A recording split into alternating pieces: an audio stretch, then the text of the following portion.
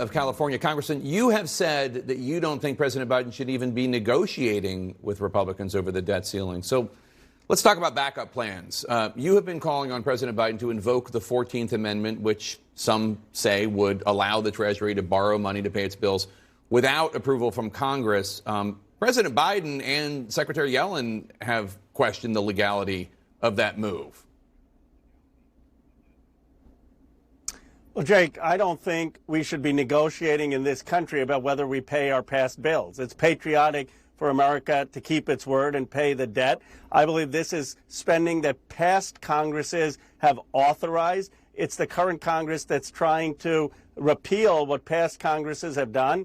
And I believe the Secretary has the authority to issue more bonds and make the payments that past Congresses have authorized. Larry Tribe and others believe it would be constitutional. There's another option if things get down to the wire and there's been no movement. It's called a discharge petition. Basically, you need 218 members of Congress to sign this discharge petition for a bill, and I know there is a Democrat that's written one, that would allow just a clean up or down vote on raising the debt ceiling, and then it would go off to the Senate. I don't know if the votes would be there in the Senate. Presumably, if we're really coming down to the wire, maybe people would move. There are 213 Democrats. Would 213 Democrats sign off on that? And would you be able to get 5 Republicans to join them, do you think? Yes, I mean, Brendan Boyle, a close ally of the president's, introduced it. I have signed it. I am confident we can get 213 House Democrats, and I'm hopeful we can get 5 other Republicans, if push comes to shove, to say we should pay our past debts. Remember, Jake, in 2013, President Obama held his ground, and there was basically a surrender by Boehner on that issue of the debt ceiling, and we were able to pay the debts. Now, I grant that McCarthy isn't Boehner, but holding our ground here is not just substantively correct. I think it can be good politics.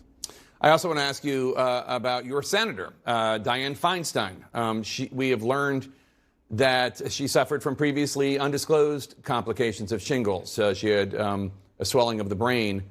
You and other Democrats have called for her resignation because of her many, many absences, which have affected the work of the Senate, not to mention, I suppose, previous questions about her cognition. What's your understanding as to what's currently going on? Is she just refusing to resign? Is she aware of her own health issues? Well, it's a really sad situation, Jake. And in Washington, making a gaffe is saying the obvious truth out loud. That's the only thing I did and some others have done. It's painful to watch. And I just wish people who are close to her, who have been friends of hers and her family, will talk to her about doing the right thing and stepping down with dignity. I don't know the situation. I don't know who's making the decisions in that office. I think they, at the very least, owe transparency, whether it's her or someone on her staff, to have a press conference to answer exactly what the truth is of her condition and her ability to do the job. What was your reaction to her exchange with those reporters earlier this week?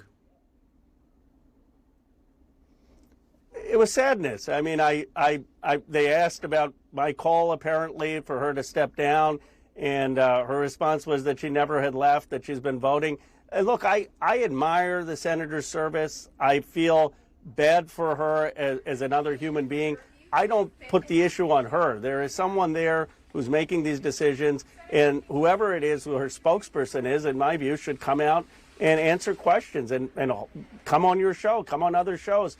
But the real thing is that there need to be people who are close to her, who have that conversation in a loving way and get her to do what I believe is the dignified thing. It is very sad. Democratic Congressman Khanna, thank you so much.